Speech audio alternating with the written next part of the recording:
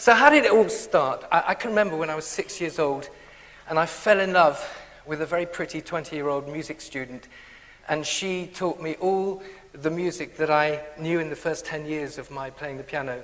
And I can remember in my lounge struggling away trying to play the scales, just like my children have had to do as well. And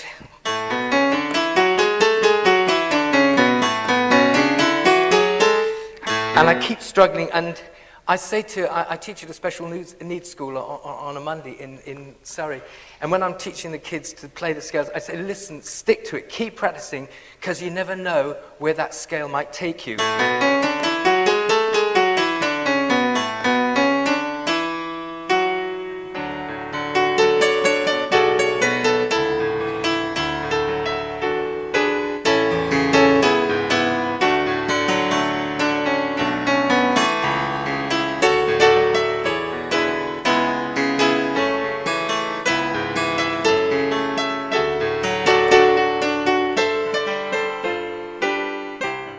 One of the things that a lot of people are interested in is how do we get that doom, doom, doom sound.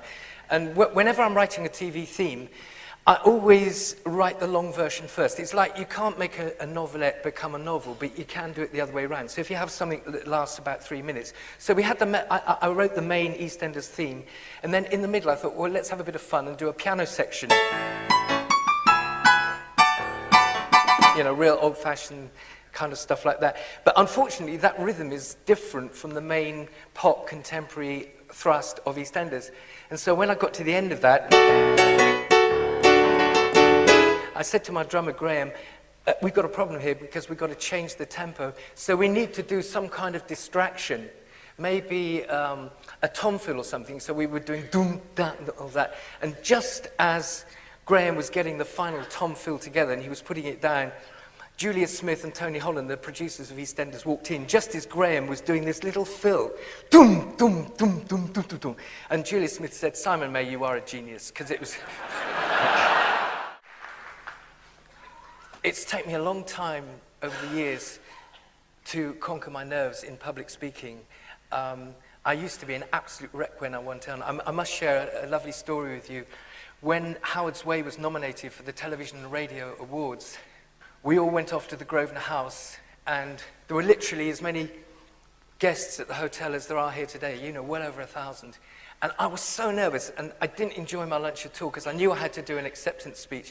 And I spent the whole lunchtime just going through what I was going to say, which was, thank you, Jerry Glaister, producer of Howard's Way, because without you, I wouldn't have had a music career, because you had great belief in my music, and you gave me all those drama shows to write music for, and Rosie and I and our children are so grateful for you, because we wouldn't have had our lifestyle and stuff without you. And I kept going with that. And by the time I got to the stage to accept my award, Bob Monkhouse just before me, follow that, could have been Anne Widdecombe. She's good.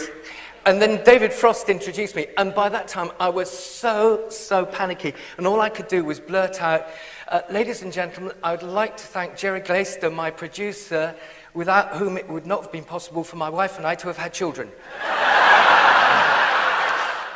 I remember another occasion we were nominated for EastEnders as an Ivor Novello Awards winner, and we went to the Grosvenor House Hotel again, and the envelope was opened, and the winner, and our publishers had got champagne on the table because we thought EastEnders was going to win. And the winner is Edge of Darkness. And I had to look over at Eric Clapton and smile and say, well done. And the point of this story is that I went home, and a month later, Julia Smith and Tony Holland phoned me up and said, we've got a special storyline for EastEnders over the summer. We want to develop Lofty's character and Simon Wicks, that's Nick Berry. And we want to write a story, because Lofty's such a loser. Can you write a song for that? There you go again, it's the Sammy Khan phone call. So we wrote this song, and I thought, how can you turn losing into winning? Do you remember that song from Smike? If you think that you're a loser, you're never going to win. That was years ago. But then we adopted this song. Every loser wins once the dream begins. In time you'll see, fate holds the key, and we can make it. And we did.